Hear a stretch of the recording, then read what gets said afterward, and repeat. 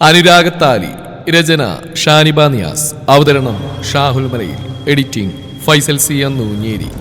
അവള് നല്ല ഊശിയിലുള്ള പെണ്ണാവാരിരെ. ഈ ദേവർമഠം ദേവനാരായണന്റെ മുന്നിൽ വന്ന് എന്റെ കണ്ണിൽ നോക്കി സംസാരിച്ചവളാ. മാത്രമല്ല, തന്റെ അപ്പം ചെയ്ത നിറയാണ് തന്റെ വീടും പറമ്പും ഒരിക്കലും വിട്ടുതരില്ലെന്നും പകരം തരാനുള്ള ലക്ഷ്യങ്ങൾ ഇനി 6 മാസത്തിനുള്ളിൽ തിരിച്ചു വന്നോളെന്നും പറഞ്ഞ് എന്റെ കയ്യിലുള്ള ആധാരവും തട്ടിപ്പറിച്ച് വാങ്ങിപ്പോയവള്. അളകനന്ദ. 6 മാസത്തിനുള്ളിൽ അവൾക്ക് തീർക്കാൻ കഴിയാത്ത പക്ഷം ഈ തേവർമഠത്തിൽ ദേവനാരായണൻ പറയുന്നത് എന്തോ അനുസരിക്കാമെന്നും പറഞ്ഞിരുന്നു. ഇനിയുണ്ടല്ലോ ലക്ഷ്യങ്ങള്. പറഞ്ഞ 6 മാസം നാളെ തീരും. ഈ ഒരൊറ്റ രാത്രി കൂടിയേ ഇനി അവൾക്കുള്ളൂ. ഇതിനു വേണ്ടിയാ ഞാൻ ഇത്രയും ദിവസം കാത്തിരുന്നത്. ദേവനാരായണന്റെ ചുണ്ടിൽ ഒരു ചിരിമിന്നി. പക്ഷേ അതാ കുട്ടിയുടെ നിവൃത്തികേടായിരുന്നു ദേവ. അതിന്റെ തന്ത കാണിച്ച ചെറ്റത്തരത്തിന് അതെന്ത് വഴിച്ചു? പാവ കുമാര ഇത്തരത്തിലൊരു ചതി കാണിക്കുമെന്ന് അതുങ്ങൾക്കറിയില്ലല്ലോ. ആ കൊച്ചിന്റെ ഒരു ഗതികേട്. സ്കൂള് വിട്ടു വന്നാൽ പിന്നെ നമ്മുടെ ഭാനുമതിയുടെ കലാമണ്ഡലത്തിലേക്ക് ഓടുന്ന കാണാം. ഭാനുമതി ടീച്ചർക്ക് കുട്ടികൾക്ക് അധികമായപ്പോ ഒരു സഹായത്തിന് ഈ കുട്ടിയാവുമ്പോൾ സംഗീതം പഠിപ്പിക്കാൻ വേറൊരാളെന്തിനാ? എന്തൊരു മധുര അതിന്റെ ശബ്ദം കേൾക്കാൻ. അമ്പലനടയിൽ അത് പാടുന്നത് കേട്ടാ സർവ്വ മറന്നിരുന്നു പോവും. ആ കുടിയൻ കുമാരന് എങ്ങനെ ഒരു സന്തതി ഉണ്ടായിരുന്നു തോന്നും. അത്രയ്ക്ക് ഭക്തിയാണതിന്. ദൈവം അനുഗ്രഹിച്ചു കൊടുത്ത ഒരു സിദ്ധി. വാര്യർ മാഷ് കണ്ണടയൊന്ന് ശരിയാക്കി വീണ്ടും തന്റെ കണക്കുകളിലേക്ക് തിരിഞ്ഞു. ഓഹോ, അപ്പൊ വാദ്യാർപ്പണി മാത്രല്ലേ, ഒരു ലതാ മങ്കേഷ്കർ കൂടിയാണല്ലേ ആള്. ഉണ്ടക്കണ്ണി. ദേവനാരായണൻ ഒരു ചിരിയോടെ ആ ആട്ടുകെട്ടിലേക്ക് തലയായിച്ചു. എടാ ദേവ, നീ ഇത് എന്ത് ഭാവിച്ച ആ പെൺകൊച്ചിനെ ഇങ്ങനെ വട്ടം കറക്കുന്നു? ഭഗവാന് നിരക്കാത്ത എന്തെങ്കിലും ഈ മണ്ടക്കത്ത് ഉണ്ടെങ്കിലേ വേണ്ടാട്ടോ. കയ്യിലൊരു ഇലച്ചീന്നുമായി വന്ന ദേവകിയമ്മ അതിൽ നിന്ന് കുറച്ച് ചന്ദനമെടുത്ത് അവന്റെ നെറ്റിയിൽ തൊട്ടു. അതൊരു പാവം കുട്ടിയാ ചെക്ക. എന്നു രാവിലെ കൃഷ്ണന്റെ മുമ്പിലായി ചൊല്ലുന്ന സ്തുതി കേൾക്കാൻ എന്ത് രസാന്നറിയോ? കേട്ടോണ്ടിരിക്കാൻ തന്നെ എന്തൊരു ചൈതന്യ. നമ്മുടെ അമ്പലത്തിലെ ആശാ നമ്പൂതിരിക്കും ആ കുട്ടിയായാ മതി. ഈ ചെക്കനിത് എന്ത് ഭാവിച്ചാണാവോ എന്റെ ഭഗവാനെ. ഓഹോ, അപ്പൊ എല്ലാവരെയും കറക്കി കയ്യിലെടുത്ത് വെച്ചിരിക്കുകയാണല്ലേ ഉണ്ടക്കണ്ണി. അവൻ തന്നെ കാണുമ്പോഴൊക്കെ അവളുടെ ആ കൂർപ്പിച്ചുള്ള നോട്ടം മനസ്സിലോർത്തു. അവള് നാളെ വരട്ടെ എന്റെ ദേവകി തമ്പുരാട്ടി. അവളുടെ അപ്പം പറ്റിച്ച് മുങ്ങി എന്റെ കാശിങ്ങനെ മുതലാക്കണമെന്ന് എനിക്ക് നന്നായിട്ട് അറിയാം.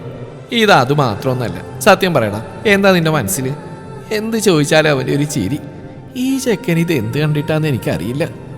അവർ നെഞ്ചിൽ കൈവച്ചുകൊണ്ട് അകത്തേക്ക് കയറിപ്പോയി. എന്നാൽ അന്ന് രാത്രി ഏറെയായിട്ടും അളകനന്ദയ്ക്ക് ഉറങ്ങാനായില്ല. നെഞ്ചിൽ വലിയൊരു കല്ലെടുത്ത് വെച്ചതുപോലെ. നാളെയാണ് ആ ദിവസം. ഇനി എന്ത് ചെയ്യണമെന്നറിയില്ല. ദേവർമഠം ദേവനാരായണൻ എൻ്റെ അപ്പൻ ചെയ്ത നിറയേണ് ഞാനും എൻ്റെ അമ്മയും കഷ്ടപ്പെട്ടുണ്ടാക്കിയ ആ വീട് ഞങ്ങൾ ഒരിക്കലും വിട്ടുതരില്ല. അയാൾ വാങ്ങിയ ആ പൈസയിൽ നിന്ന് ചിലപ്പോൾ ഞങ്ങൾ ഒരു നേരം വിശപ്പടക്കിയിട്ടുണ്ടാവും. അതുകൊണ്ട് മാത്രം നിങ്ങളുടെ പൈസ ഞാൻ എങ്ങനെയെങ്കിലും തിരിച്ചു തന്നോളാം. ഒരു 6 മാസം എനിക്ക് സമയം തരണം. അതിനുള്ളിൽ ആ കട ഞാൻ വീട്ടിൽ കൊള്ളാം. എന്തോ ഒരു ധൈര്യത്തിൽ അത്രയും പറഞ്ഞുകൊണ്ട് തേവർമഠം തറവാട്ടിൽ നിന്ന് അയാളുടെ കയ്യിൽ ആധാരവും തട്ടിപ്പറിച്ചിറങ്ങിയതാണ്. 6 മാസം നാളെ അവസാനിക്കുകയാണ്. ഇനി വിൽക്കാനും കൊടുക്കാനുമായിട്ട് ഈ വീട്ടിലൊന്നുമില്ല. ഇനിയും ലക്ഷ്യങ്ങളാണ് അയാൾക്ക് കൊടുക്കാനുള്ളത്. തൻ്റെ അപ്പൻ കുമാരൻ. അപ്പനാണോ അയാൾ തനിക്ക്? ആയിരുന്നു. അത് തനിക്ക് മാത്രം. അയാൾക്ക് പക്ഷേ ഞങ്ങൾ അമ്മയും മക്കളും ആരുമല്ലായിരുന്നു. കിട്ടുന്നതൊക്കെ കുടിച്ചും ചീട്ട് കളിച്ചും നശിപ്പിച്ചു. രാത്രിയിൽ മൂക്കറ്റം കുടിച്ചു വന്ന അമ്മയെ തല്ലുന്നത് മാത്രമാണ് ഞാൻ കണ്ടിട്ടുള്ളത്. കുടിച്ചു മതിച്ചു അയാൾ ഉണ്ടാക്കിയ ചെറിയ ചെറിയ കടങ്ങൾ വീട്ടാൻ ഒടുക്കം വലിയ കടങ്ങൾ വാങ്ങേണ്ടി വന്നു. അവസാനമാണ് ബാങ്കിൽ നിന്ന് വായ്പ എടുത്തതും പലിശയൊക്കെയായി വലിയൊരു തുകയായിട്ടുണ്ടെന്ന് മനസ്സിലായത്. വീണ്ടും ഒരു വഴിയുമില്ലാതെ അയാളും കൂട്ടുകാരും തേവർമഠം ഫിനാൻസിൽ നിന്ന് ഞങ്ങളുടെ വീടിന്റെ ആധാരം പണയപ്പെടുത്തിയാണ് ഇത്ര വലിയൊരു തുക വാങ്ങിയത്. അതൊന്നും ഞങ്ങൾക്ക് അറിയില്ലായിരുന്നു. പക്ഷെ അതൊരിക്കലും തിരിച്ചു കൊടുക്കാനാവില്ലെന്നുകൊണ്ടായിരിക്കും കുറച്ച് ദൂരെ ഒരു ജോലി റെഡി ആയിട്ടുണ്ടെന്ന് പറഞ്ഞിട്ട് ആ രാത്രിക്ക് രാത്രി അയാൾ സ്ഥലം വിട്ടത്. തങ്ങളുടെ ആകെയുള്ള കിടപ്പാടം പണയപ്പെടുത്തിയിട്ടാണ് അയാൾ പോയതെങ്കിലും പക്ഷെ ഞാനും അമ്മയും അന്നു മുതലാണ് സമാധാനമായിട്ട് ഉറങ്ങിയിട്ടുണ്ടാവുക. അയാളുടെ കൂടെ വരുന്നവരുടെയൊക്കെ ഒരു കണ്ണ് തന്നിലേക്ക് നീളുന്നതുകൊണ്ട് തന്നെ കോഴിയമ്മ കുഞ്ഞിനെ ചെറുകിനടിയിൽ ഒതുക്കും പോലെയാണ് അമ്മേനെ ചില രാത്രികളിൽ കൊണ്ടു നടന്നിരുന്നത്. അവളൊരു നെടുവീർപ്പോടെ ചുമരിലേക്ക് ചാരി, മോളെ, നമ്മളിനി എന്താ ചെയ്യുക? ഈ വീടങ്ങ് കൊടുക്കായിരുന്നു. പക്ഷെ നിന്നെയും കൊണ്ട് ഞാൻ എവിടെ പോകും? ഒറ്റക്കാണെങ്കിൽ അമ്മയ്ക്കൊരു ഭയം ഉണ്ടായിരുന്നില്ല. ഇല്ലമ്മേ, ഈ വീട് അത് നമ്മൾ അത്ര കഷ്ടപ്പെട്ടുണ്ടാക്കിയതാ. അതിനുവേണ്ടി രാവും പകലും ഓടിയിട്ടല്ലേ എൻ്റെ അമ്മ ഇങ്ങനെ ക്ഷീണിച്ച്. നമ്മൾ എത്ര പട്ടിണി കിടന്നിട്ടുണ്ട് ഇതിങ്ങനെ നാക്കി തീർക്കാൻ. അയാൾ പറയുന്ന എന്ത് ജോലിയാണെങ്കിലും ഞാൻ ചെയ്തോളാം. പക്ഷേ ഈ വീട് ഞാൻ ഒരിക്കലും വിട്ടുകൊടുക്കുകയില്ല. അല്ലെങ്കിൽ ഇത് തന്നെയല്ലേ ഉള്ളൂ അമ്മേ ഇനി നമുക്ക് നമ്മുടേതെന്ന് പറയാൻ. അവളൊരു ഉറപ്പോടെ ആ വീടിനുള്ളിലേക്ക് നോക്കി. കുറെ നേരം അങ്ങനെ ആ അമ്മയും മകളും മൗനമായി ആ ഉമ്മറക്കോലായിലിരുന്നു. വാ, എണീക്കമ്മേ, കിടക്കാം. മുടി വാരിക്കെട്ടിക്കൊണ്ട് അവൾ അമ്മയെ ചേർത്ത് പിടിച്ച് ഉമ്മറവാതിലടച്ചകത്തേക്ക് കയറി. പിറ്റേന്ന് രാവിലെ അമ്പലത്തിലേക്ക് ഇറങ്ങുമ്പോൾ അവൾ തികച്ചും നിർജീവമായിരുന്നു. ഇനിയുള്ള തങ്ങളുടെ ജീവിതം എങ്ങനെ? തേവർമഠം ദേവനാരായണൻ അന്ന് ആ വീട്ടിൽ നിന്നിറങ്ങി മുതൽ പിന്നെയും കണ്ടിരുന്നു. ഇടയ്ക്കൊക്കെ ചില ദിവസങ്ങളിൽ സ്കൂളിലും വരാറുണ്ട്. എന്നാൽ അയാൾ കാണുന്നിടത്തുനിന്നെല്ലാം താൻ മനഃപൂർവ്വം ഒഴിഞ്ഞു മാറാറാണ് പതിവ്. ക്ലാസ് കഴിഞ്ഞ് വീട്ടിലേക്ക് മടങ്ങുന്ന വഴിയിലും വണ്ടിയും ചാരി തന്നെ നോക്കുന്നവനെ ശ്രദ്ധിക്കുക പോലും ഇല്ലായിരുന്നു. മാസാമാസം കിട്ടുന്ന വരുമാനത്തിൽ നിന്നും പിന്നെ കയ്യിലും കഴുത്തിലുണ്ടായിരുന്ന സ്വർണവുമെല്ലാം പണയം വെച്ചുകൊണ്ടും കിട്ടുന്ന പൈസയൊക്കെ തേവർമടം ഫിനാൻസിൽ കൊണ്ടുപോയി കൊടുക്കാറുണ്ടായിരുന്നു. ഇല്ല, എന്തു വന്നാൽ ഈ വീട് ആർക്കും വിട്ടുകൊടുക്കില്ല. ദിവസങ്ങളോളം പട്ടിണി കിടന്നാലും ആരെയും പേടിക്കാതെ രാത്രി ഒന്ന് ഉറങ്ങാൻ ഈ കൂടെ എനിക്ക് വേണം. അവൾ വേഗം പ്രാർത്ഥിച്ചിറങ്ങി. എന്താ കുട്ടിയെ, ഇന്ന് സ്തുതി ചൊല്ലുന്നില്ലേ? ഇല്ല തിരുമേനി, എനിക്ക് സുഖമില്ല. അസുഖയാളുടെ ശരീരത്തിനോ അതോ മനസ്സിനോ? എന്തായാലും സങ്കടപ്പെടേണ്ട. ആ നടയിലിരിക്കുന്ന കക്ഷിയെ സ്തുതി പാടി ഉണർത്തുന്ന ആളല്ലേ. ആര് കഷ്ടപ്പെടുത്തിയാലും ആ കണ്ണൻ നിന്നെ കൈവിടില്ല. ചില പരീക്ഷണങ്ങളൊക്കെ ഉണ്ടാവും, എങ്കിലും എല്ലാം ശരിയാവും. പോയിട്ട് വാ. അയാൾ ഒരു ഇലച്ചീന്ത അവളുടെ കയ്യിലേക്ക് ഇട്ടുകൊടുത്തുകൊണ്ട് അകത്തേക്ക് കയറി. കണ്ണിൽ വെള്ളം നിറച്ചുകൊണ്ട് അവൾ ആ നടയിലേക്ക് ഒന്നുകൂടി നോക്കി. ശേഷം പതിയെ അമ്പലത്തിന്റെ പടവുകൾ ഇറങ്ങി. തേവറമഠം എന്നെഴുതി ആ ഗേറ്റ് തള്ളി തുറന്ന് അവൾ മുറ്റത്തേക്ക് കയറി. ആ വീടിന്റെ ഉമ്മറത്ത് ആട്ടുകെട്ടിൽ പ്രൗഢിയോടെ ഇരിക്കുന്നവനെ കണ്ടപ്പോൾ അവൾ അവിടെ തന്നെ സ്റ്റെക്കായി നിന്നു. മുന്നോട്ട് നടക്കാനാവാത്ത പോലെ ഒരു മരവിപ്പ് കാലിലേക്ക് അരിച്ചിറങ്ങുന്നത് അവൾ അറിഞ്ഞു. ആരിത്? നമ്മുടെ ടീച്ചറോ? ഞാൻ കരുതി ഈ വഴിയൊക്കെ മറന്നു കാണുന്നു. ഇനി ഇയാൾ മറന്നാലും എനിക്കങ്ങനെ മറക്കാൻ കഴിയില്ലല്ലോ. നാളെ ഞാൻ അങ്ങോട്ട് ഇറങ്ങാനിരിക്കുകയായിരുന്നു. അവൻ കാൽമേൽ കാല് കയറ്റി വെച്ചു. അതല്ലെങ്കിൽ അവൾക്ക് അറിയാമായിരുന്നു താൻ ഇവിടെ വന്നില്ലെങ്കിൽ തന്നെ തേടി വരുമെന്ന്. അമ്മയുടെ മുമ്പിൽ വെച്ച് ഇനിയൊന്നും വേണ്ടെന്ന് വെച്ചാണ് രാവിലെ തന്നെ ഇങ്ങോട്ട് ഇറങ്ങിയത്. ഒന്നുകിൽ വീട്ടിൽ അല്ലെങ്കിൽ സ്കൂളിൽ. രണ്ടിടത്തും ഇനിയുള്ള കൂടിക്കാഴ്ച തനിക്ക് ബുദ്ധിമുട്ടാവും. ടീച്ചർ പറഞ്ഞ കാശുമായിട്ട് വന്നതായിരിക്കുമല്ലേ? അവൻ അവളെ ഒന്ന് നോക്കി. ഇല്ല, എനിക്ക് അത്രയും കാശ് ഒപ്പിക്കാൻ കഴിഞ്ഞില്ല. അവൾ കണ്ണിൽ വെള്ളം നിറച്ച്. അങ്ങനെ പറഞ്ഞാൽ എങ്ങനെയാ ടീച്ചറെ? അന്ന് എൻ്റെ കയ്യിൽ നിന്ന് ആ പേപ്പർ വാങ്ങിപ്പോകുമ്പോൾ ഇങ്ങനെയൊന്നുമല്ലായിരുന്നല്ലോ. അതെന്നെ നിവൃത്തിയേടുണ്ടായിരുന്നു. വയ്യാത്ത അമ്മയും കൊണ്ട് ഞാനിനി എവിടെ പോവാനാ? അപ്പം എൻ്റെ കാശ് അതിനി എന്ത് ചെയ്യും? അത് ഞാൻ തന്നോളാം. എനിക്ക് കുറച്ചുകൂടി സാവകാശം തരണം. അതെന്ത് ന്യായ ടീച്ചറെ? ഇപ്പൊ തന്നെ ഇത് എത്രയായി? ശരി, എന്നാ ഞാൻ സമ്മതിച്ചു. പക്ഷേ ഇനി വെറുതെ പറ്റില്ല. എൻ്റെ കാശ് തീരുന്നവരെ ഞാൻ പറയുന്ന എന്തും ചെയ്യാന്ന് വീമ്പും പറഞ്ഞിറങ്ങിയവളല്ലേ. അപ്പൊ എനിക്കൊരാഗ്രഹം. ആ പറഞ്ഞു നിർത്തി. ഇനി എന്താണെന്ന ഭാവത്തിൽ അവനെ നോക്കി അളകുന്നെന്താ. ഇനി ടീച്ചർ ആ പൈസ ഒക്കെ പതിയെ തന്നാ മതി. പകരം അതുവരെ ഇയാൾ എൻ്റെ ഭാര്യയാവുന്നു. എന്താ? വ്യക്തമായി കേട്ടിട്ടും അവളിൽ നിന്ന് അറിയാതെ ആ ശബ്ദമുയർന്നു. ദേവാ മോനെ, നീ ഇതെന്തൊക്കെയാടാ ഈ പറയുന്നേ? അപ്പുറത്തുനിന്ന് ദേവകിയുടെയും വാര്യമാഷിന്റെയും ശബ്ദം ഒരുമിച്ച് വന്നു. വ്യക്തമായി പറഞ്ഞ തന്നെ എനിക്ക് കല്യാണം കഴിക്കണമെന്ന്. താൻ എൻ്റെ കാശ് എന്ന് തീർക്കുന്നുവോ അത്രയും കാലം വരെ ഈ തേവർമണം ദേവനാരായണന്റെ ഭാര്യയായിട്ട് കഴിയണം.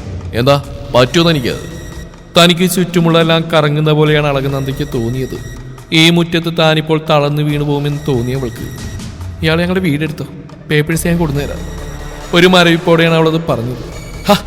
അതെങ്ങനെയാ ശരിയാകുന്ന ടീച്ചറെ? ഇനിയിപ്പോൾ എനിക്ക് ആ വീട് ആവശ്യമില്ല.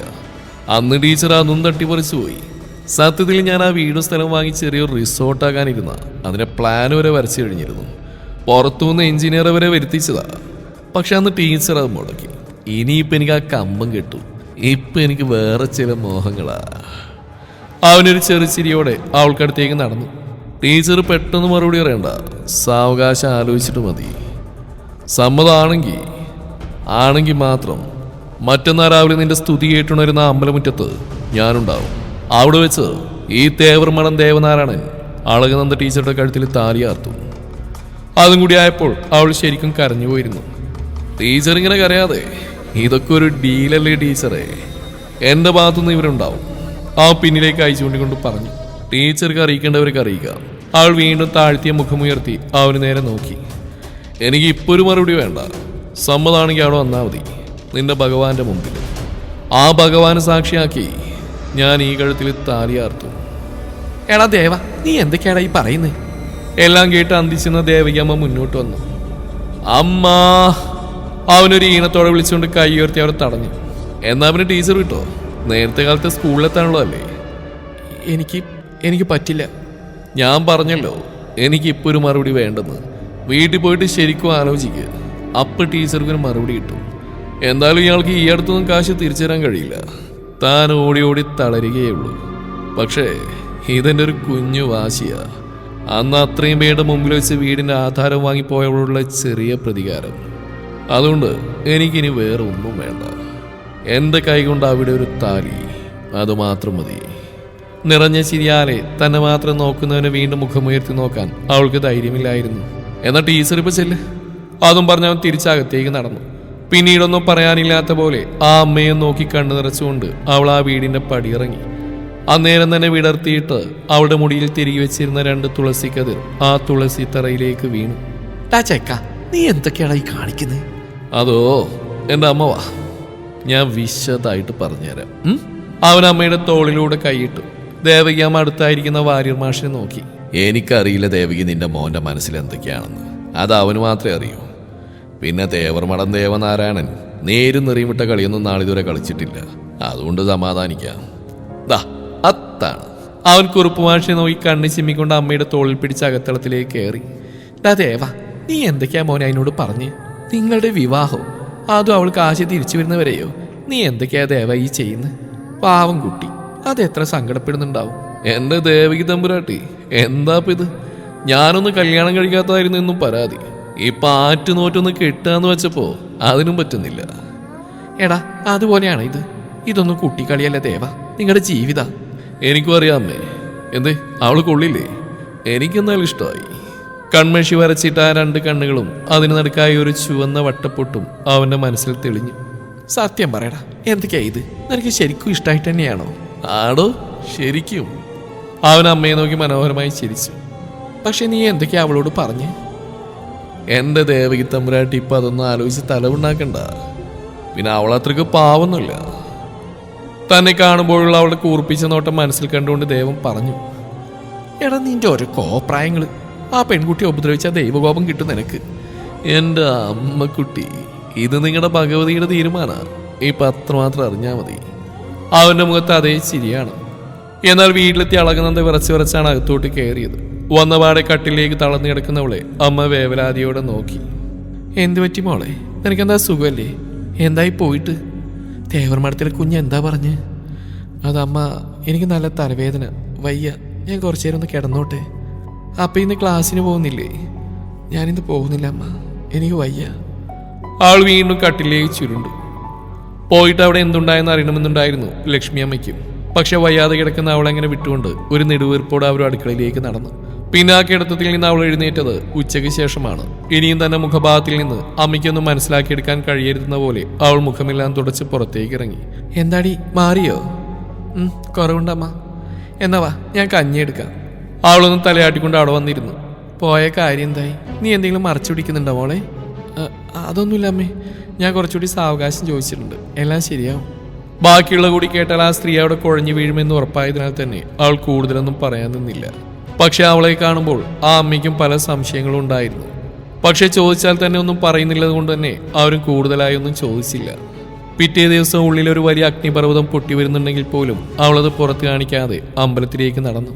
കണ്ണന്റെ മുമ്പിൽ അതിമനോഹരമായിട്ടാണ് അന്ന് അവൾ പാടി പൂർത്തിയാക്കിയത്. നാളെ ഈ നടയിൽ താൻ ഇതുപോലെ നിൽക്കില്ലെന്ന് അവൾക്ക് തോന്നി. നാളെ മാത്രമല്ല, ഇനി എങ്ങോട്ട് എൻ്റെ ജീവിതം എന്താവുമെന്നറിയില്ല. എന്തൊക്കെയോ ഓർത്തുകൊണ്ട് അവൾ കണ്ണന് മുമ്പിൽ കൈകൾ കൂപ്പി. അന്നേരം തന്നെ ആ വിഗ്രഹത്തിന്റെ നെറുകയിൽ നിന്ന് ഒരു മയിൽപ്പീലി പാറി താഴെ വീണതാരും കണ്ടില്ല. എന്നാൽ അമ്പലത്തിന്റെ നാലുകെട്ടിന് പിന്നിലായി അവളുടെ കൃഷ്ണസ്തുതി ആസ്വദിച്ചുകൊണ്ട് ദേവകി അമ്മ ഉണ്ടായിരുന്നു.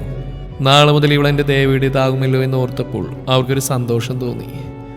എന്നോട് പൊറുക്കണേ എൻ്റെ കുട്ടി, ഈ സങ്കടങ്ങളൊക്കെ മാറും. കുട്ടിക്ക് വരാനുള്ള നല്ല കാലമൊന്നും അത്ര വിദൂരമല്ല.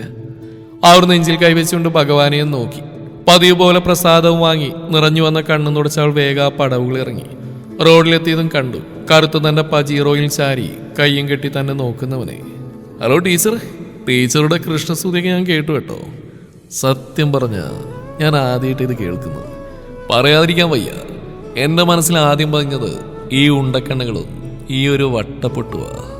ഇപ്പൊ ഇയാളുടെ ഈ സ്വരവും. അവളെ തന്നെ നോക്കി ചിരിച്ചുകൊണ്ട് പറയുന്നവനെ നോക്കിയപ്പോൾ അളകനന്ദയ്ക്ക് ദേഷ്യമാണ് തോന്നിയത്.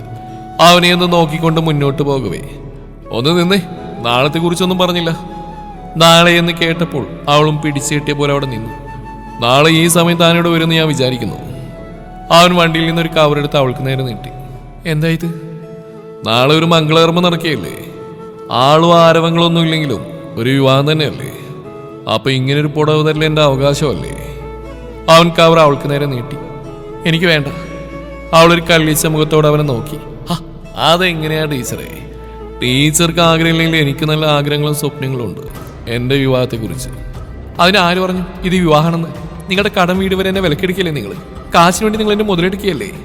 അത് നമുക്ക് മാത്രമല്ലേ അറിയൂ ടീച്ചറെ. പക്ഷെ നാട്ടുകാർക്ക് നാളെ സാക്ഷികളാവുന്നവർക്കെല്ലാം നമ്മുടെ വിവാഹം തന്നെയാ. അവൻ ആ കൈ വലിച്ചെടുത്തത് അവളുടെ കയ്യിൽ വെച്ച് കൊടുത്തു. അവൾക്ക് എന്തിനെന്നറിയാതെ വീണ്ടും കരച്ചിൽ വരുന്നുണ്ടായിരുന്നു. അമ്മ, എൻ്റെ അമ്മയ്ക്ക് പോലും ഒന്നും അറിയില്ല. എന്നെ കൂടി അറിഞ്ഞ ആ പാവം തളർന്നു പോകും. എന്തിനാ എന്നെ ഇങ്ങനെ? എന്നെ നന്ദ ടീച്ചറെ, അതിന് ഇയാൾ കെട്ടും കഴിഞ്ഞ് എൻ്റെ കൂടെ വരികയൊന്നും വേണ്ട. തിരിച്ചമ്മയുടെ അടുത്തേക്ക് തന്നെ പൊക്കോ. എനിക്കിപ്പോൾ തൽക്കാലം ഒരു താലി കെട്ടിയാൽ മാത്രം മതി. ബാക്കിയൊക്കെ നമുക്ക് പിന്നെ തീരുമാനിക്കാം. അതിന് മാത്രം ഞാൻ നിങ്ങളോട് എന്ത് തെറ്റാ ചെയ്തു? ഒരു വിതമ്പലോടെ അവൾക്ക് ചോദിക്കാതിരിക്കാനായില്ല. എന്റെ നന്ദ ടീച്ചറെ, ഇവിടെ ആരും ഒരു തെറ്റും ചെയ്തിട്ടില്ല, പ്രത്യേകിച്ച് ഇയാൾ. പിന്നെ ഇതെല്ലാം എന്നും താൻ സ്തുതി പാടാറുള്ള നിന്റെ കള്ളകൃഷ്ണന്റെ ഒരു കുസൃതിയായി കണ്ടാ മതി. പിന്നെ അവനിൽ നിന്നൊന്നും കേൾക്കാൻ നിൽക്കാതെ ആ കവറും കയ്യിൽ പിടിച്ച് അവൾ വേഗം നടന്നു. മോളെ, ഇന്ന് ക്ലാസ്സിലെ നിനക്ക്? അവളെ കണ്ടപാടെ ലക്ഷ്മിയമ്മ ചോദിച്ചു. ഇല്ല, അവിടെ എന്തോ മീറ്റിംഗ് നടക്കുകയാണ്. ഇതെന്താ മോളെ ഈ കവറില്? അതൊരു ഡ്രസ്സാ. അവൾ എന്ത് പറഞ്ഞെന്നറിയാൻ നിന്നു. ആണോ? തിരുമേനി പറഞ്ഞിരുന്നു എന്നും പ്രഭാതത്തിൽ സ്തുതിഗീതം പാടുന്ന ആ കുട്ടിക്ക് ആരോ ഒരാളൊരു സമ്മാനം കൊടുന്നു വെച്ചിട്ടുണ്ടെന്ന്. അതാണല്ലേ? അതെ അമ്മേ. അവളൊരു കച്ചിത്തിരുമ്പ് കിട്ടിയ പോലെ ഒന്ന് ആശ്വസിച്ചു. അമ്മ കയ്യിൽ നിന്ന് കവർ വാങ്ങിയത് പുറത്തെടുത്തു. കടും ചുവപ്പ് ബ്ലൗസ് വരുന്ന ഒരു സെറ്റ് സാരിയായിരുന്നു അതിൽ. അമ്മയുടെ മുഖം സന്തോഷത്താൽ വിടർന്നിരുന്നു. നന്നായിട്ടുണ്ടല്ലോ. എന്നാൽ അവൾക്ക് അതിൽ നോക്കിയപ്പോൾ ദേവനാരായണന്റെ മുഖമാണ് ഓർമ്മ വന്നത്. നാളെ ഇതെടുത്തു പോയിക്ക അമ്പലത്തിലേക്ക്. അമ്മയുടെ സംസാരം കൂടിയായപ്പോൾ അവൾ ശരിക്കും തളർന്നുപോയി. അന്ന് രാത്രി നിലാവിലേക്ക് നോക്കി ഉറക്കം വരാതെ അവൾ ഉമ്മറത്ത് അങ്ങനെ ഇരുന്നു. മോളെ, നീ എന്താ ഈ ആലോചിക്കുന്നത്? നേരെ എത്രയായി? കിടക്കണ്ടേ? ലക്ഷ്മി അമ്മ സാരിയിൽ കൈ തുടച്ചുകൊണ്ട് അവൾക്കരികിലേക്ക് വന്നു. അമ്മ, ഞാൻ അമ്മയുടെ മടി കുറച്ചു നേരം കിടന്നോട്ടെ. അവരൊരു ചിരിയോടെ ആ തിണ്ണയിലേക്ക് കയറിയിരുന്നു. അമ്മേ, അമ്മയ്ക്ക് എപ്പോഴെങ്കിലും എന്നോട് ദേഷ്യം തോന്നുന്നു? അതെന്താടി അങ്ങനെ? എൻ്റെ കുട്ടിയോട് എനിക്ക് അങ്ങനെ തോന്നുന്നു. അവളവരുടെ മടിയിലേക്ക് കിടന്നു. പിന്നെന്താ അറിയില്ല, എനിക്കെന്തോ അത് ചോദിക്കണം തോന്നി. എൻ്റെ മോളെ, എന്തിനാ ഇത്രയും സങ്കടങ്ങൾ നീ ഒറ്റയ്ക്ക് ചുമക്കുന്നത്? എന്താണെങ്കിലും എന്നോട് കൂടി ഒന്ന് പറഞ്ഞൂടെ? അതിനവൾ മറുപടിയൊന്നും പറയാതെ അമ്മയുടെ മടിയിലേക്ക് ഒന്നുകൂടി ചുരുണ്ടു. നേരം കുറേയായി. അമ്മ ഉറങ്ങിയെങ്കിലും അവൾക്ക് ആ രാത്രി ഒരു പോലെ കണ്ണടക്കാൻ കഴിഞ്ഞില്ല. അതിരാവിലെ ആ സാരിയും എടുത്ത് പതിവ് പോലെ തന്നെ അവൾ അമ്പലത്തിലേക്ക് ഇറങ്ങി. ശരീരവും ഹൃദയം ഒരുപോലെ വെട്ടിത്തുള്ളി വിറക്കുന്നുണ്ട്. പക്ഷേ ഇനിയും വിട്ടുകൊടുക്കാനും വിട്ടുതൊലക്കാനും തൻ്റെ കയ്യിലൊന്നുമില്ല. സ്വന്തം ശരീരവും മാനവുമല്ലാതെ. അതുകൂടി വിൽക്കാനാണെങ്കിൽ തനിക്ക് ചുറ്റും ആളുകൾ ഏറെയാണ്. അവിടെ സ്കൂളിലും സ്വർണം പണയം വെച്ചിരിക്കുന്ന ബാങ്കിലും എല്ലാം. താനൊന്ന് കണ്ണടക്കാൻ തയ്യാറായാൽ ദേവനാരായണന്റെ കടം വീട്ടിയാലും തനിക്കും അമ്മയ്ക്കും സുഖമായി കഴിയാനുള്ള കിട്ടും. നേരിട്ടുമല്ലാതെയും അത് തന്നോട് സൂചിപ്പിച്ചവരാണ് തനിക്ക് ചുറ്റുമുള്ള തൻ്റെ സഹപ്രവർത്തകർ. ഒരിക്കൽ സ്കൂളിലെ ലൈബ്രറിയിൽ നിന്ന് ആരുമില്ലാത്ത സമയത്ത് തന്നെ കയറി പിടിച്ച ഹരിസാറിന് അവൾക്ക് ഓർമ്മ വന്നു. നോക്കളകന്നത്ത, തനിക്ക് കാശിന് ഒരുപാട് ബുദ്ധിമുട്ടുണ്ടെന്ന് എനിക്കറിയാം. അതെല്ലാം ഞാൻ സെറ്റ് ചെയ്തോളാം. പക്ഷേ അതിന് നീയും കൂടി ഒന്ന് സഹകരിക്കണം. ദേഷ്യം കൊണ്ടാണോ സങ്കടം കൊണ്ടാണോ എന്നറിയില്ല, അവന്റെ കരണം പോച്ചൊന്ന് കൊടുത്തു. അങ്ങനെ ഇനിയും വേറെയുണ്ട് ഒരുപാട് കഥകൾ. അച്ഛൻ്റെ കൂടെ കള്ളുകുടിച്ച് നടന്നവർ, നാട്ടിലെ പകൽമാന്യന്മാർ, എല്ലാവർക്കും ഇരുട്ടിന്റെ മറവിൽ അളകുന്നതിന്റെ ആവശ്യമുണ്ടായിരുന്നു. അങ്ങനെ അതിൽ നിന്നെല്ലാം രക്ഷ നേടാനെന്ന പോലെ അവൾ തൻ്റെടിയായി, കാർക്കശ്യക്കാരിയായി. പക്ഷെ ഭയന്ന് വിറക്കുന്ന ഒരു അളകുന്നത് തൻ്റെ ഉള്ളിലുള്ളത് ആർക്കും അറിയില്ല. എൻ്റെ ഈ താലി കഴുത്തിലണിഞ്ഞാൽ മാത്രം മതി. പിന്നെ ഞാൻ ഭാര്യയാക്കിയെന്ന് വെച്ച ഒരു ഭർത്താവിൻ്റെ ഒരു അധികാരവും എന്നിൽ നിന്നും നിനക്കുണ്ടാവില്ല. അതോർത്ത് നീ പേടിക്കണ്ട. തനിക്ക് ഇന്നലെ ഈ സാരി കയ്യിൽ വെച്ച് തന്നപ്പോൾ അവൻ പറഞ്ഞതാണ്. അപ്പോഴും അവൻ്റെ ചുണ്ടിൽ മധുരമായൊരു ചിരിയുണ്ടായിരുന്നു. എന്തോ ഒരു തരം കുസൃതി പോലെ. എന്തൊക്കെയോ ഓർത്തുകൊണ്ട് ആ ക്ഷേത്രപ്പടികൾ കയറി നടക്കുമ്പിലെത്തിയതുപോലെ അവൾ അറിഞ്ഞില്ല. നിറഞ്ഞു വന്ന മിഴികളോടെ കണ്ണന് മുമ്പിൽ കൈകൂപ്പി നിന്നു.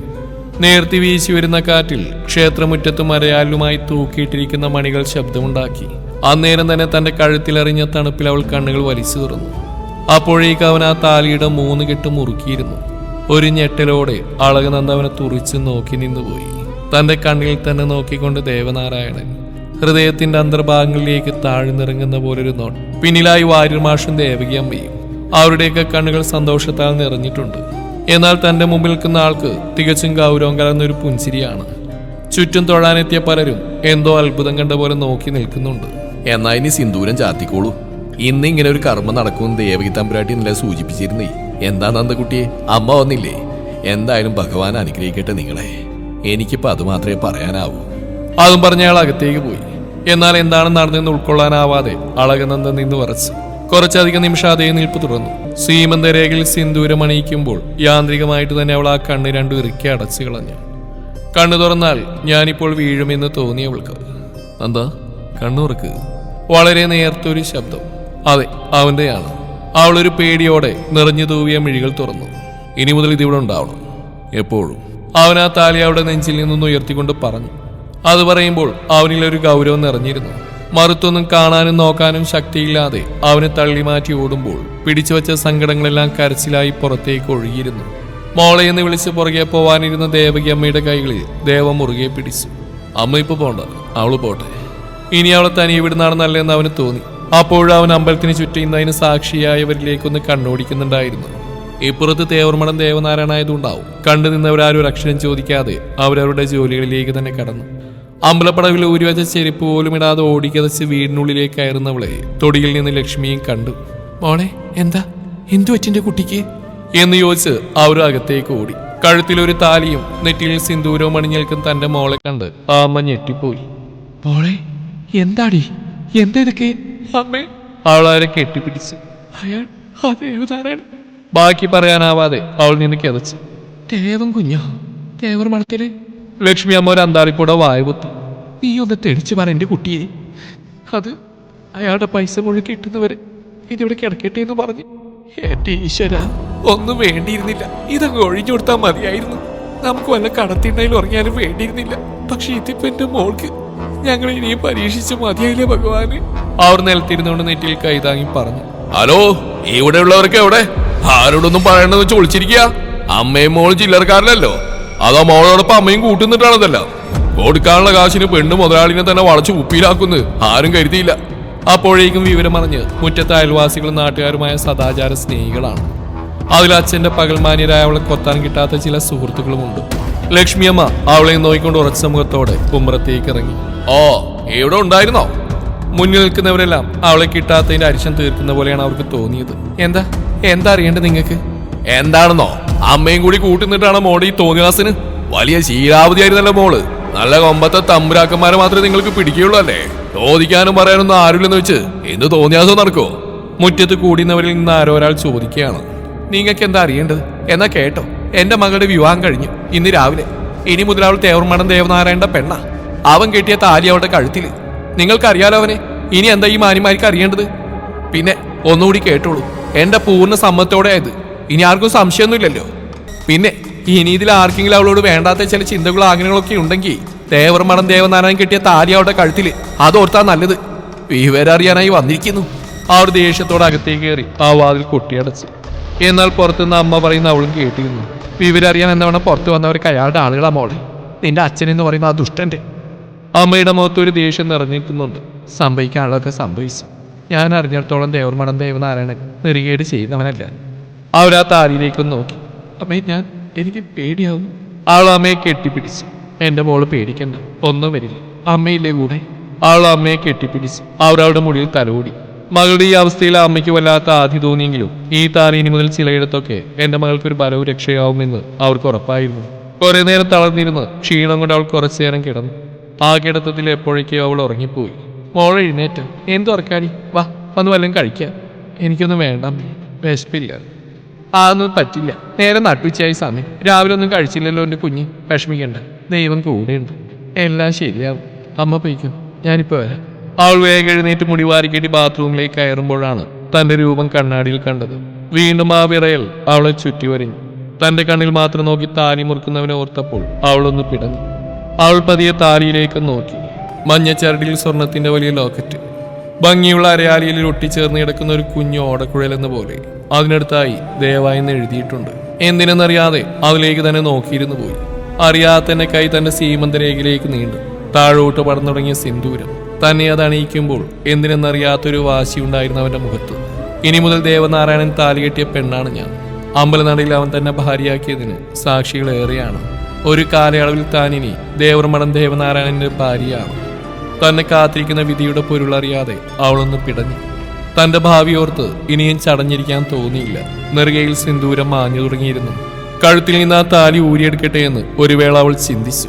കണ്ണിൽ രണ്ടു ഇറുകെ പൂട്ടി അത് തലവഴി ഊരിയെടുക്കാൻ ഒരുങ്ങുമ്പോ, വേണ്ട മോളെ, നീ എന്താ ഈ ചെയ്യുന്നത്? താലി ഊരി മാറ്റിയോ? വേണ്ട, നമ്മുടെ മഹാദേവന്റെ നടയിൽ ഉണ്ണിക്കണ്ണനെ സാക്ഷിയാക്കിയിട്ടല്ലേ ദേവൻ കുഞ്ഞ് നിനക്കിത് കെട്ടിത്തന്ന്. വേണ്ടടി, അതവിടെ കിടന്നോട്ടെ. എന്തൊക്കെ പറഞ്ഞാലും അവനാൽ നീ ഇന്ന് സുമംഗലിയ. നീയായിട്ട് അഴിക്കേണ്ടതല്ല ഈ താലി. ഭഗവാൻ എന്തെങ്കിലും ഒന്ന് കണ്ടിട്ടുണ്ടാവും. അത് അവിടെ കിടന്നോട്ടെ. ആരോടെ നെറുകിലും തലോടിക്കൊണ്ട് തിരിച്ചു കിടന്നു. ഒരു വിധത്തിൽ പറഞ്ഞാൽ തന്റെ മകൾക്ക് ഇപ്പോൾ ഇതൊരു തരം വലിയ സംരക്ഷണമാണ്. ദേവനാരായണന്റെ പെണ്ണിനെ നോക്കാൻ ഇനി ആരാണെങ്കിലും ഒന്ന് ഭയക്കും. തിരിച്ചടുക്കളയിലേക്ക് നടക്കുമ്പോൾ നിസ്സഹായ അമ്മയുടെ മനസ്സിൽ മുഴുവൻ അതായിരുന്നു. അന്ന് രാത്രിയിലെ നക്ഷത്രങ്ങൾ കൂടുതൽ തിളക്കമുണ്ടെന്ന് തോന്നി ദേവയ്ക്ക്. ഒമ്മരത്തെ ആട്ടുകെട്ടിൽ മലർന്നു കിടന്ന് മാനം നോക്കുമ്പോൾ അവന്റെ മുഖത്ത് അതിമനോഹരമായ ഒരു പുഞ്ചിരി ഉണ്ടായിരുന്നു. ഇന്ന് ആ കോലിന് മുമ്പിൽ വെച്ച് താൻ അവളെ താലി അണിയിച്ച നിമിഷം, താൻ കൊടുത്ത സാരി ഉടുത്ത് അതിമനോഹരമായി കണ്ണടച്ച് കൂപ്പുകയ്യോടെ നിൽക്കുന്നവളുടെ കഴുത്തിലേക്ക് ആ താലി എടുത്ത് കെട്ടുമ്പോൾ ആ കോവിലിനുള്ളിലേക്ക് താനും ഒന്ന് നോക്കിയിരുന്നു. തന്റെ പ്രിയപ്പെട്ട ഭക്തയെ ഞാൻ എടുത്തോട്ടെ എന്ന സമ്മതത്തിനായി. കരിവരച്ച മിഴികളും അതിന് നടുക്ക് ചുവന്ന കളറുള്ള ഒരു വട്ടപ്പൊട്ടും. അതിലേക്ക് നോക്കിയെന്ന് കൊതി തീർന്നില്ല. അപ്പോഴേക്കും പെണ്ണിനെ തള്ളി മാറ്റി ഓടിയിരുന്നു. അതെ, അളകനന്ദ ഇന്നു മുതൽ എൻ്റെ ഭാര്യയാണ്. ഈ തേവർമഠം ദേവനാരായണന് സ്വന്തം. ഇനി നിസ്സഹായായ അവളെ തൊടാനും ഉപദ്രവിക്കാനും കാത്തുന്നവർക്കൊക്കെ ആ ഭയമുണ്ടാവണം. അതാണ് തനിക്ക് വേണ്ടത്. അതിനുവേണ്ടി മാത്രമാണ് ഞാനിത് ചെയ്തത്. എടാ ചെക്ക, നിന്ന് സ്വപ്നം കാണാതെ ഓരോന്നും ചെയ്തു വെച്ചിട്ട് പാവാ കുട്ടി അവിടെ കിടന്ന് ഉരുകുന്നുണ്ടാവും. ഇനി നിന്നെ ഞാൻ വിടില്ല. എന്താ ഈ മനസ്സിൽ? നീ അവളെ ഇപ്പൊ ഒന്നും കണ്ടു തുടങ്ങിയില്ലെന്ന് എനിക്ക് ഉറപ്പാ. പറയടാ, എന്തിനായിരുന്നു ഇതെല്ലാം? നിന്റെ കൂടെ ഞാനും കൂട്ടുന്നേ എനിക്കതിന് ഇഷ്ടപ്പെട്ടുകൊണ്ട് തന്നെയാ. എപ്പോൾ ചോദിച്ചാലും പിന്നെ പറയാന്ന് പറഞ്ഞ് ഒഴിഞ്ഞു മാറും. ഇന്നിനി എനിക്ക് അറിഞ്ഞേ തീരൂ. എപ്പോഴാണ് എൻ്റെ ചെക്കൻ ആ കുട്ടിയുടെ മുമ്പിൽ മൂക്കും കുത്തി വീണത്? ഇത്തവണ പറയാതെ നിന്നെ ഞാൻ വിടില്ല. എന്റെ ദേവകി തമ്പുരാട്ടി, ഈ ചുവന്ന വട്ടപ്പൊടിന് ഇത്രയേറെ ഭംഗിയുണ്ടാവും. എന്താ? ആ പെണ്ണിനെ നെറ്റി കിടക്കുന്ന ആ പൊട്ടിനെ വല്ലാത്തൊരു ചന്തം. എന്ത് ഭംഗിയാണെന്നോ അവളിങ്ങനെ നോക്കി നിൽക്കാൻ. ഈ ചെക്കൻ ഇതെന്താ പ്രേമം തലക്ക് പിടിച്ച് വട്ടായോ? കിടന്ന് കിനാവ് കാണാതെ പറയടാ, ആ കുട്ടി എത്ര നെഞ്ചി തട്ടിയത് എങ്ങനെയാണെന്ന്. ആ, അതൊരു വലിയ കഥയാന്റെ ദേവകി കൊച്ചേ. നീ പറയടാ. എന്തായാലും പ്രേമത്തിന്റെ കാര്യത്തിൽ നിന്റെ അപ്പനോളം വരില്ല എനിക്കാരും. ആ ഒരു നിമിഷത്തേക്ക് സ്വന്തം ഭർത്താവിന്റെ ഓർമ്മയിൽ വന്നു. ദേവമ്മേ, ഇപ്പൊ അപ്പനോർത്ത് സെന്റി അടിക്കാനുള്ള നേരമില്ല. ഞാൻ പറയട്ടെ? ഒന്ന് പോടാ, അങ്ങനെ മറന്നിട്ട് വേണ്ട എനിക്ക് ഓർക്കാൻ. നീ പറയടാ. മണ്ണുത്തിയിലുള്ള നമ്മുടെ അഗ്രികൾച്ചർ പാർക്കിൽ വെച്ചാ ഞാൻ അവളെ ആദ്യമായിട്ട് കാണുന്നത്. അതിൽ പകുതി ഷെയർ തേവർമഠം ഗ്രൂപ്പിൽ ഉണ്ടായതിനാൽ ആ പാർക്കും പരിസരവും നമ്മൾ ഇടയ്ക്കിടെ വിസിറ്റ് ചെയ്യാറുണ്ടല്ലോ. അവന്റെ കഥ കേൾക്കാൻ എന്നോണം ദേവകി അമ്മ അവന്റെ തലയിൽ പതുക്കെ തലോടി കൊടുത്തു. സ്കൂളിലെ കുട്ടികൾക്ക് അതിന്റെ പാർക്കും പരിസരങ്ങളും സന്ദർശിക്കാൻ ഒരു ദിവസം തരണമെന്ന് സാധാരണ മാഷ് എന്നെ കണ്ടപ്പോൾ പറഞ്ഞിരുന്നു. അങ്ങനെ ഇരിക്കുകയാണ് വിസിറ്റേഴ്സ് ഡേറ്റ് നോക്കി തിരക്കുറവുള്ള ഒരു ദിവസം ഞാൻ അവർക്ക് കൊടുത്തു. അങ്ങനെ അവർ കുട്ടികളായിട്ട് ആ സ്കൂളിലെത്തി. അവിടെ വെച്ചാ ഞാൻ അവളെ ആദ്യമായിട്ട് കാണുന്നു. റെസ്റ്റ് റൂമിന്റെ ലോണിലിരിക്കുമ്പോഴാണ് ചെറുകാട് വിദ്യാനികേതൻ LP സ്കൂൾ എന്ന ബസ് അവിടെ എത്തുന്നത്. ബസ്സിൽ നിന്ന് സാധാരണ മാഷ് ഇറങ്ങി ഒന്ന് പെർമിഷൻ എടുത്ത് കൊടുത്തപ്പോഴാണ് മറ്റു ടീച്ചേഴ്സ് കുട്ടികളുമായിട്ട് ഇറങ്ങിയത്. നന്ദ ടീച്ചറെ, നമ്മുടെ പാത്തുവിന് വീൽ ചെയറിനൊന്നും എടുക്കുവോ? ഒരധ്യാപിക ബസ്സിൽ നിന്ന് ഇറങ്ങി അകത്തേക്ക് നോക്കി പറയുന്നുണ്ട്. അപ്പൊ തന്നെ ബസ്സിൽ നിന്ന് വീൽ ചെയറായിട്ട് പുറത്തിറങ്ങിയ അവളെ കണ്ണിമ വെട്ടാതെ ഞാൻ നോക്കി നിന്നു. ബസ്സിൽ നിന്ന് ഇറങ്ങിയ ഒരു കൊച്ചുകുട്ടിയെ താങ്ങിയെടുത്ത് അവൾ അതിലിരുത്തി. അവളുടെ നെറുകയിലൊന്ന് തലോടി. അവള് അരയോളം വരുന്ന മുടി മുഴുവനായിട്ട് ബൺ ചെയ്ത് വെച്ചിട്ടുണ്ട്. ആ കുട്ടിയുടെ എന്തോ പറഞ്ഞ് ചിരിച്ചുകൊണ്ട് വീൽ ചെയറും തള്ളി വരുന്നവളുടെ മനോഹരമായ ആ ചിത്രം, അത് ഞാനെന്ന മനുഷ്യനിൽ എത്രയോ ആഴത്തിൽ പതിഞ്ഞിരുന്നു. അവളുടെ ആ കറുപ്പിച്ചെഴുതിയ കണ്ണുകളും നെറ്റിയിലെ ഒരു ചുവന്ന പൊട്ടും കണ്ട് ശരീരാകെ വിയർത്തു തുടങ്ങി എനിക്ക്. ആ കുട്ടികളോടുള്ള അവളുടെ ചിരി, അവരോടുള്ള കെയറിങ് കാണാൻ അവളുടെ മുഖത്തേക്കാൾ ഭംഗിയുണ്ടായിരുന്നു. നമ്മുടെ ഫാമും കൃഷി രീതികളും കാര്യങ്ങളെല്ലാം വിശദീകരിക്കാൻ ഞാൻ അവർക്ക് 2-3 ആളുകൾ വെച്ചിരുന്നു. അവർ പറഞ്ഞ കുട്ടികൾക്ക് ഒന്നുകൂടി വ്യക്തമായി കൊടുക്കുന്നുണ്ട് അവള്. അന്ന് അവർ കൊണ്ടുവന്ന ഭക്ഷണം കഴിച്ചും നമ്മുടെ ഫാമിന്റെ മുറ്റത്ത് വെച്ചായിരുന്നു. ആ കുട്ടിക്ക് അത്രമേൽ ശ്രദ്ധയോടെ ഭക്ഷണം വായിൽ വെച്ച് കൊടുക്കുന്നവള്. അന്നത്തെ അവളുടെ പ്രവൃത്തികളും വർത്തമാനങ്ങളും ചിരിയൊക്കെ കാണാൻ എന്തോ എനിക്ക് വല്ലാത്തൊരു ഭംഗി പോലെ തോന്നി.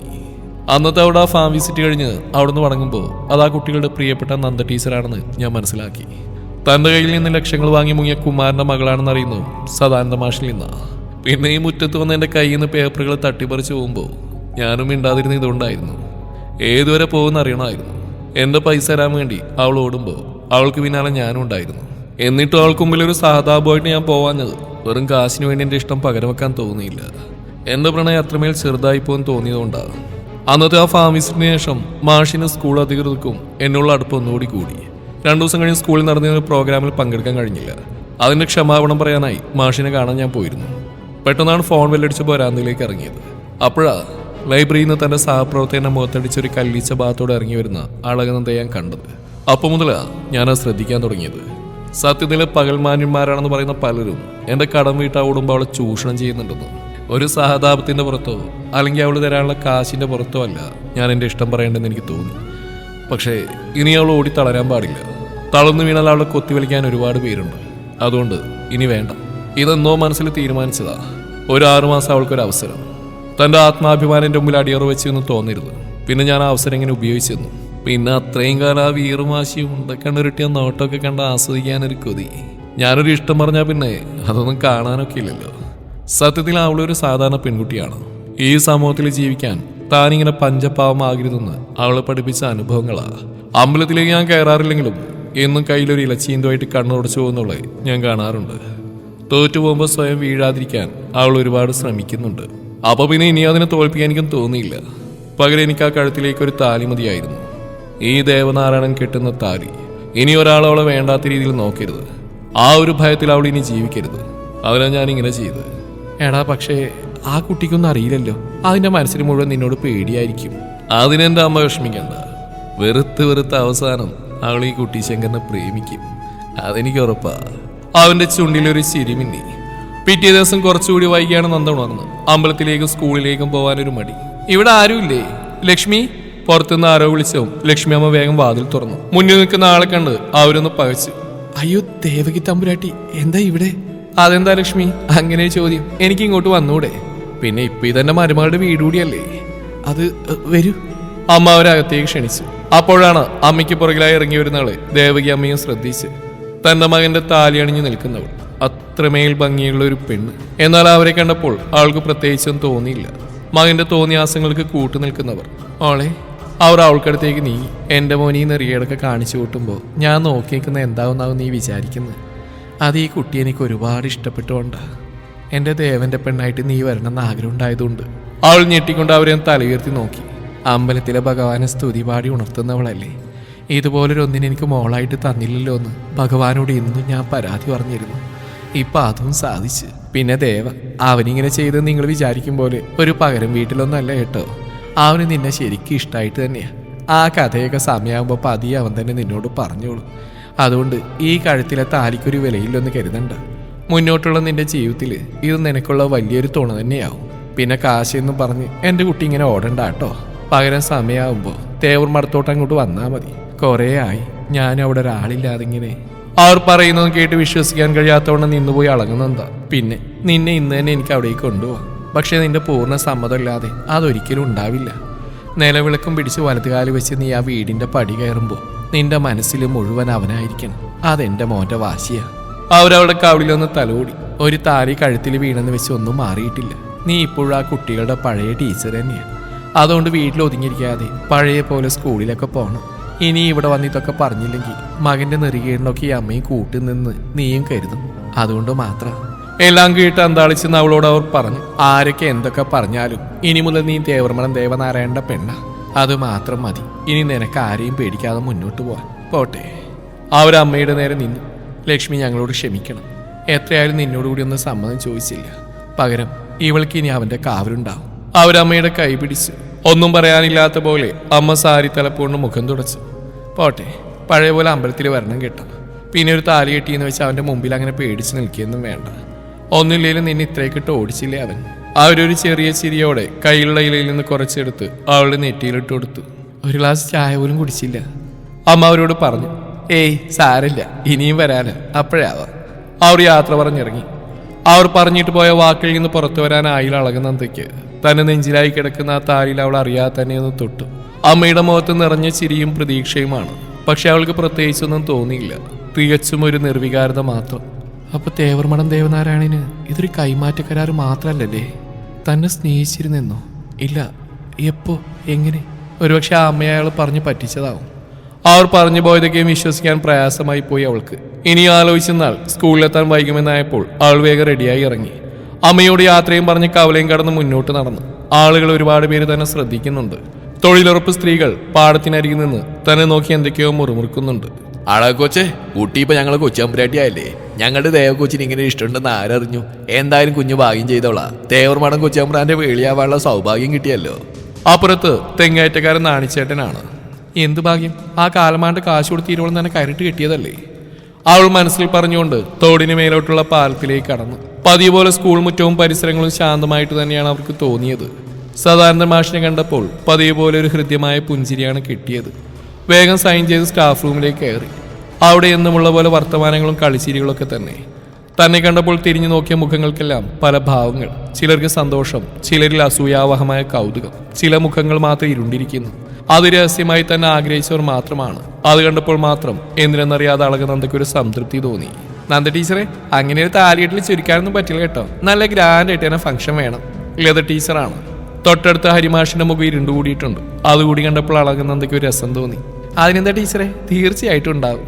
അവൾ ഹരിയെ നോയിക്കൊണ്ട് പറഞ്ഞു. ചില സ്ത്രീമുഖങ്ങളിലും തന്നോടുള്ള അസൂയ നിറയുന്ന അവൾ ശ്രദ്ധിച്ചു. അയാൾ ഇതിനു മാത്രമൊക്കെ ഉണ്ടോ? അവൾ വെറുതെ ഒന്ന് ആലോചിച്ചു. പക്ഷെ ആരും അവളോട് ഇതിനെക്കുറിച്ച് വിഷമകരമായ രീതിയിലൊന്നും ചോദിച്ചില്ല എന്നത് അവളെ അത്ഭുതപ്പെടുത്തി. വൈകുന്നേരം കുട്ടികളെല്ലാം പോയിട്ടാണ് അവൾ സ്കൂളിൽ നിന്ന് ഇറങ്ങിയത്. പാടവും കഴിഞ്ഞ് തോടിന്റെ പാലവും കടന്ന് റോഡിലെത്തിയപ്പോഴാണ് ആ വണ്ടി അതിൽ ചാരി നിൽക്കുന്ന ആളെയും ശ്രദ്ധിച്ച്. ചിലപ്പോഴൊക്കെ കാണാറുണ്ട് മനോഹരമായ ഒരു ചിരിയുണ്ട് ആ മുഖത്ത്. അല്ലെങ്കിൽ താൻ ഇപ്പോഴാണ് അത് ശ്രദ്ധിക്കുന്നത്. സാധാരണ അവനെ കാണുമ്പോൾ തന്നെ പൈസ കൊടുക്കാനുള്ളതും അതിനായി താൻ അനുഭവിക്കുന്ന ബുദ്ധിമുട്ടുകൾ ഓർമ്മയിൽ വരും. അതുകൊണ്ട് തന്നെ കൂർപ്പിച്ചൊരു നോട്ടം നോക്കിയിട്ട് ഒറ്റ പോക്കാണ്. എന്നാൽ ഇന്ന് മാത്രം ആ മുഖം കണ്ടപ്പോൾ ഓർമ്മയിലെത്തിയത് തന്നെ നെറുകിൽ സിന്ദൂരമണിക്കുന്നതാണ്. ആ ഒരു ഓർമ്മയിൽ അവൾ ഉമിനീരിറക്കിപ്പോയി. എന്നത്തെയും പോലെ അവനെ ഒന്ന് കൂർപ്പിച്ച് നോക്കിക്കൊണ്ട് അവൾ മുന്നോട്ട് നടന്നു. ഹലോ ടീച്ചറെ, ഒന്ന് നിൽക്ക്. അവൾ അവിടെ നിന്നു. ഇയാൾ അമ്പലത്തിൽ നിന്ന് ശരിക്കും കാണാൻ പറ്റിയില്ല.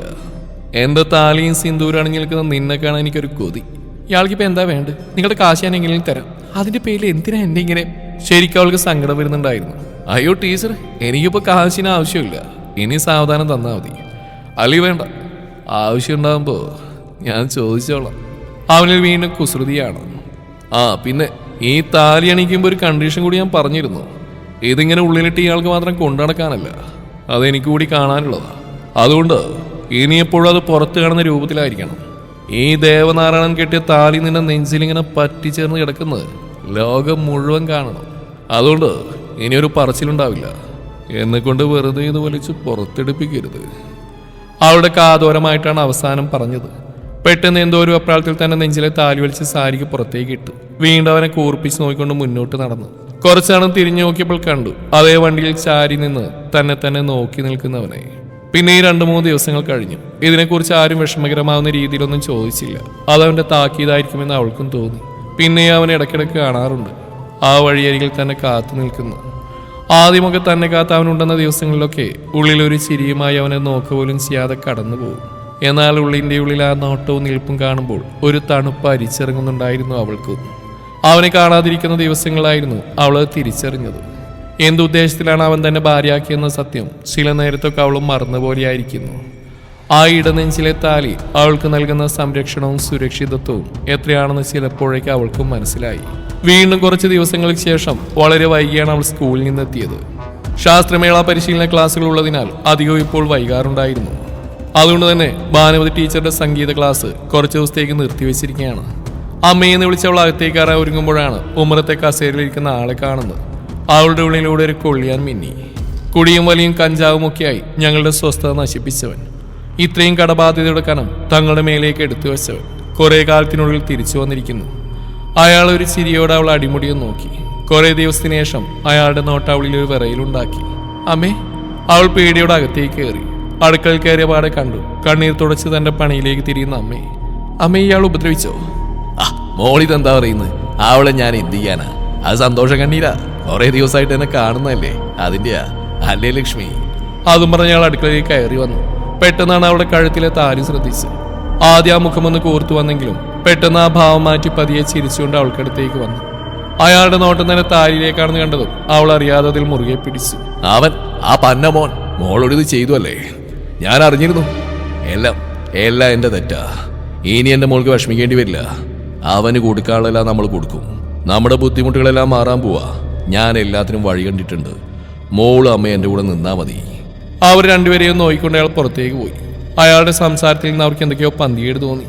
അമ്മേ, എന്താ അച്ഛനൊരു മാറ്റം പോലെ? എനിക്ക് എന്തൊക്കെയോ പേടി തോന്നുന്നു. എനിക്കും മോളെ കുറെ കാലത്തിന് ശേഷം വന്നല്ലേ, അതാവും. ഇത്രയും കാലം കഴിഞ്ഞ് ഇവിടേക്ക് വരണമെങ്കിൽ എന്തെങ്കിലും ഉദ്ദേശം ഉണ്ടാവും.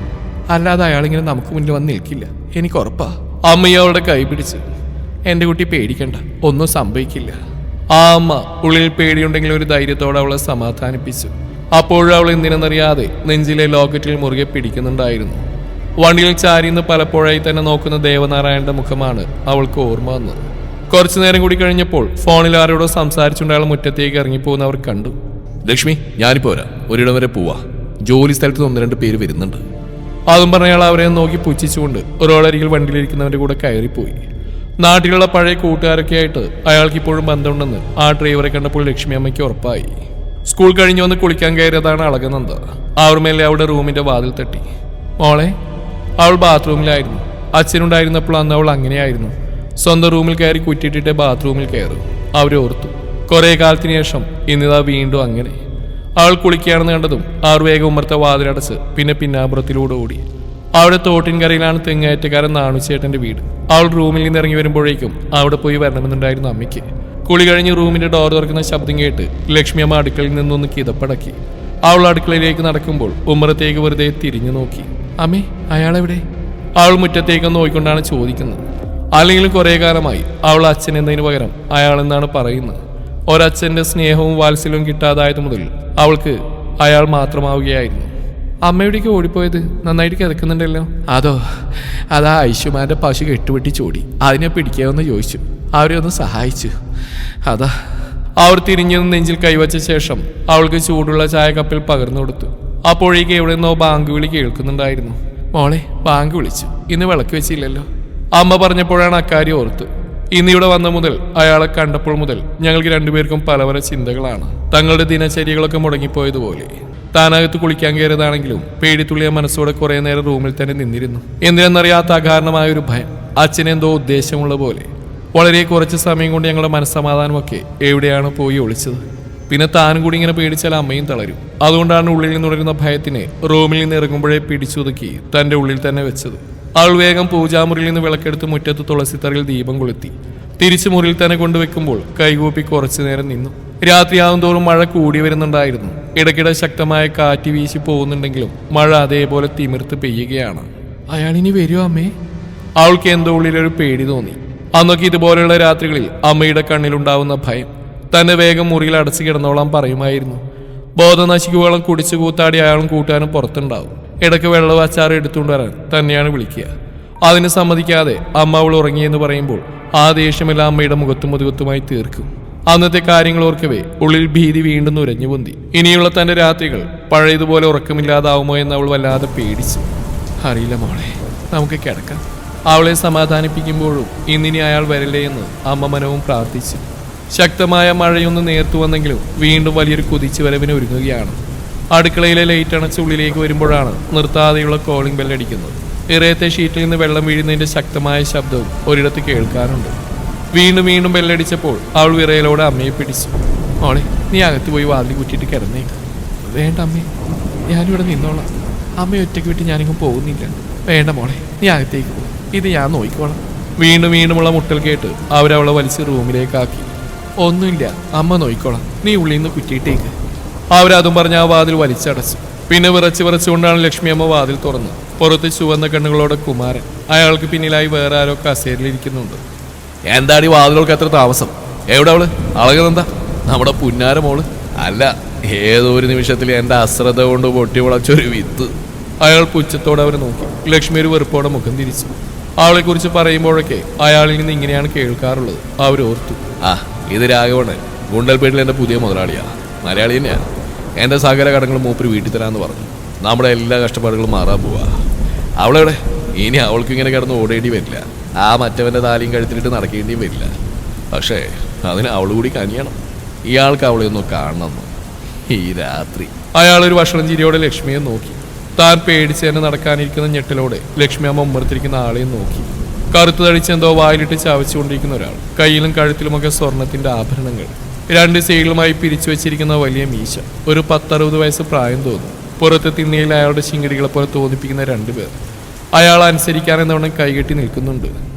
തുടരും ഈ കഥയുടെ അവസാന ഭാഗം നാളെ ഇതേ സമയം.